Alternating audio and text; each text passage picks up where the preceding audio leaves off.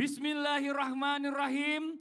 Assalamualaikum warahmatullahi wabarakatuh. Waalaikumsalam warahmatullahi wabarakatuh. Jamaah. Iya. Oh jamaah. Iya. Alhamdulillah. Alhamdulillahirabbil alamin. Allahumma sholli ala sayidina Muhammad wa ala ali sayidina Muhammad. Rabbis rahli sadri wa yassirli amri wahlul 'uqdatam min lisani yafqahu qawli. Shadaqallahul azim. Jamaah Islam itu indah dirahmati Allah. Masyaallah, alhamdulillah hari ini ketemu lagi di Islam itu indah. Dan sebelumnya kita ucapkan terima kasih banyak juga buat jamaah dari Indramayu. Tepuk tangan dulu dong yang sudah mampir di studio Islam itu indah.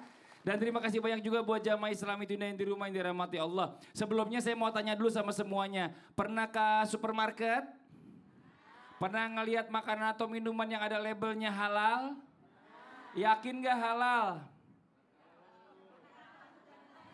Ada yang yakin. Yakin ada lah, yang geleng-geleng, yakin. ada yang gak tahu. Ini Masya Allah ya. Tapi banyak nih buat semuanya. Kemarin sempat kejadian beberapa waktu yang lalu. Ternyata beberapa makanan yang sudah ada label halalnya. Ternyata bisa dibilang itu tidak halal. Dan akhirnya ditarik dari peredaran. Sebenarnya apa sih patokan dalam Islam ya? Makanan yang dikatakan halal selain dari labelnya. Hari ini kita bahas di Islam itu indah buat jamaah yang di rumah juga sama-sama kita belajar. Mudah-mudahan bermanfaat buat kita semuanya. Dengan tema kita pagi hari ini adalah batas halal dan haram yang jarang kita sadari. Nah ini nanti kita coba belajar sama-sama bersama guru-guru kita nih Masya Allah. Sebelumnya kita lihat dulu ya. Ada video tayangan tentang berlabel halal tapi mengandung yang haram. Ini apa nih coba kita lihat tayangannya, ini dia.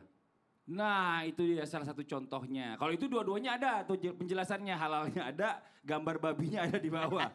Nah, Jadi gimana dong? Jadi gimana, bingung orang kan. Tapi ada yang lebih berbahaya lagi. Ada tulisan halalnya tapi gak ada gambar babinya. Makanya orang yakin aja udah halal, bismillah. Karena kan kita udah percaya ya sama yang namanya label halal ini kan gak sembarangan juga untuk didapat. Pastinya udah ada penelitian lebih lanjut. Nah zaman dahulu kan nih Ustaz Syam nih, zaman Nabi gak ada tuh yang namanya label-label halal, apa haram atau bagaimana. Bagaimana para nabi dan juga sahabat ini ya sering keluar negeri juga, keluar kota juga mungkin zaman sekarang ini. Tapi dia yakin apa yang dia makan Ustaz Syam. Mohon izin penjelasannya, silakan. Tepuk tangan buat Ustaz Syam.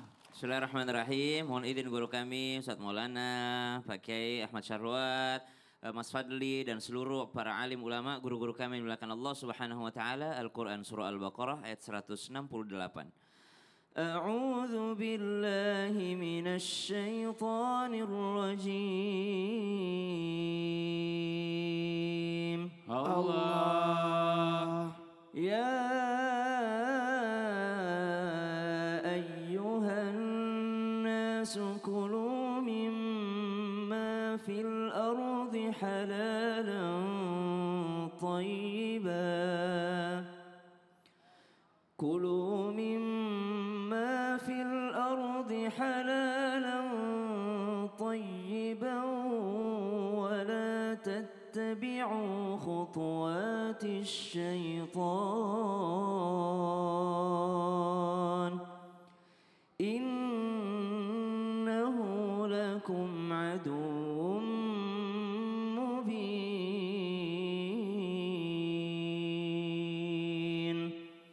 Wahai manusia, makanlah dari apa yang disediakan Allah di atas muka buminya yang halal lagi baik, dan janganlah mengikuti daripada godaan syaitan, karena sesungguhnya godaan tersebut adalah sesuatu yang menyesatkan, sangat menyesatkan. Kalau kita bicara tentang orang zaman dahulu, jangankan halal lagi baik. Imam Al-Alusi dalam tafsir Ruhul Ma'ani itu membahas ayat ini. Ternyata yang disebut dengan la tattabi'u khutuwatis syaitan itu adalah terlalu banyak makan. Jadi halal baik pun kalau terlalu banyak makan itu sudah disebut sudah menjauh daripada apa yang dilakukan para sahabat yang levelnya sangat yang paling terbaik di golongan umat Islam. Para sahabat Nabi karena mereka bertemu langsung dengan Nabi SAW. Jadi jangankan milih label atau lihat ini halal apa haram, ini baik atau enggak. Mereka berlebihan saja, berlebihan makannya terlalu kenyang itu sudah termasuk di antara orang yang mengikuti daripada hawa nafsunya. Subhanallah. Jadi kita terlalu jauh jauh kalau mau melihat para sahabat Nabi radhiyallahu anhum ajma'in. Kalau dikatakan label halal, haruskah kita melihat ada label halalnya dulu baru makan ataupun minum? Sebenarnya banyak yang tidak ada label halalnya, Bu ya. Ibu ngambil air di sumur, lalu ibu masak sendiri, tidak ada label halalnya itu. Makanya label halal itu dimulai dari mana? 1976 itu dari Departemen Kesehatan mengatakan kita harus tandai nih yang mengandung babi nih yang mana. Jadi kalau ada yang mengatakan kenapa sih harus ada label halal, mestinya label haram aja. Itu sudah terjadi 40 tahun yang lalu. Dikasih tanda yang ada mengandung babinya. Oh, tapi gitu. betul, tahun 85 ternyata jangan begitu, harusnya label halal. Mulailah para pedagang pelaku usaha itu memberikan label halal tapi inisiatif sendiri, belum diperiksa. Belum diperiksa. Tahun 89 ada kasus, ternyata halal tapi mengandung lemak babi. Akhirnya dijadikanlah pemeriksaan tapi secara sukarela, belum diatur oleh negara. Nanti tahun 2014 baru ada undang-undangnya. MUI sebagai mufti, pemerintah sebagai qadhi. Mufti mengeluarkan fatwa, tapi yang mengeluarkan sertifikat adalah pemerintah. Wih, Masya Allah. Soalnya jamaah di sini yang hadir juga kebanyakan tahun-tahun segitu, zaman dulu tuh 85 udah pada makan. Oh iya, iya. Iya kan? Coba jangan-jangan udah pernah ngerasain, Bu. Yang Udah ada pernah label- ngerasain belum, Bu? belum tahu maksudnya. Belum tahu, makan aja Jangan-jangan gitu ya. udah ya makan. Makasih banyak Ustaz Syam. Sama-sama, Fadli. Tepuk tangan buat Ustaz Syam. Masya Allah. Jamaah. Kita lanjut lagi tadi ya, ternyata banyak juga orang yang mungkin nih nggak dilabelkan halal tapi ditulis di depan restorannya, no pork no lard. Nah ini pertanyaannya, apakah ini bisa dikategorikan halal atau enggak? Coba kita lihat tayangan yang berikut ini. Oke, nah ini langsung aja kita panggil pakarnya hadir di sini untuk membahas masalah ini. Karena bicara masalah tentang no pork no lard berarti kan seolah-olah kan dari restoran tersebut Pak Kiai ya.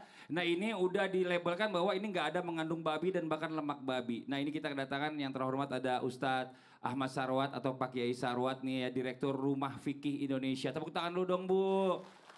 Nah Pak Kiai izin nih, no pork no lard. Tuh, kan banyak di restoran-restoran zaman sekarang nih, nggak ada label halalnya. Nah pada resto itu juga dianggap mungkin ada orang masih ada yang ragu sebagian. Wah jangan-jangan masih ada bahan-bahan yang haram yang dipakai nih. Nah tapi anggapan ini boleh kita percaya atau mungkin kita udah percaya aja sama tulisannya. Udah diyakinin kok katanya nggak ada lemak babi atau babinya. Ya udah boleh kita makan atau bagaimana baiknya? Mau dijawab penjelasannya? Tepuk tangan sekali lagi buat Pak Kiai Sarwat.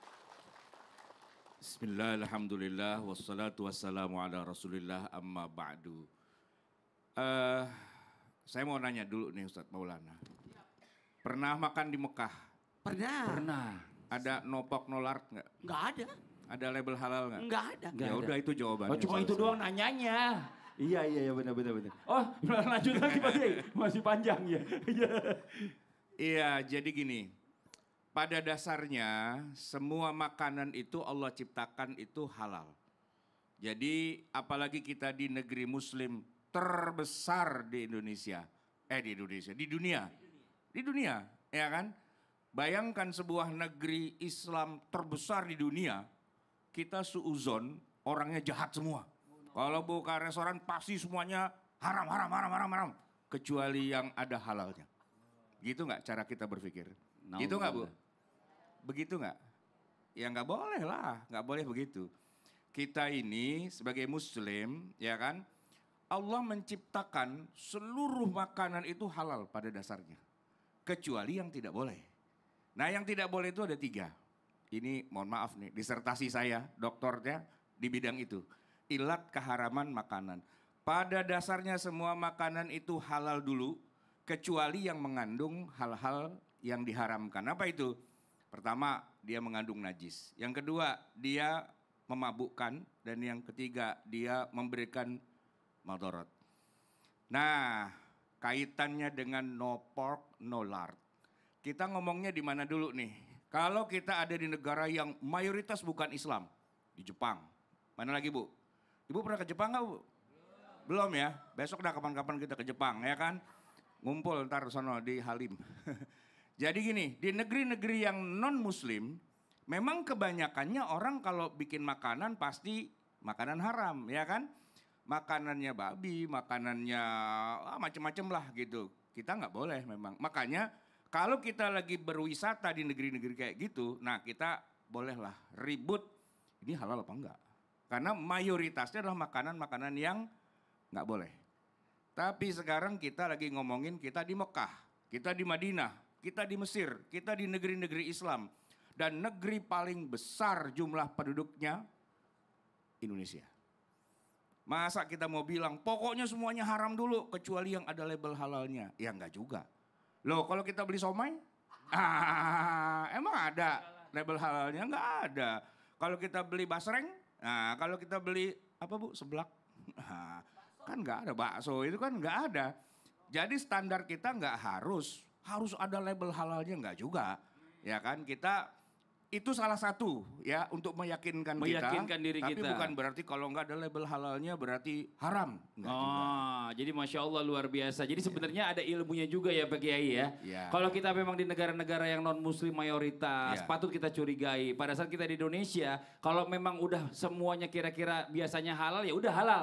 Kecuali memang dijelasin, ini ada babinya gitu ya, seandainya gitu. Nauzubillah min Iya. zalik. Nah itu kita nggak usah makan. Makasih banyak Pak Kiai. Tepuk tangan buat Pak Kiai Sarwa. Boleh duduk dulu Oke. Pak Kiai, Masya Allah. Nah ini buat jamaah Islam itu yang ada di rumah, jangan kemana-mana dulu. Nanti kita lanjutkan lagi pembahasan kita tentang tema kita pagi hari ini ya. Batas halal dan haram yang jarang kita sadari. Yang di rumah jangan pindah channel, tetap di Islam itu Indah. Jamaah. Iya.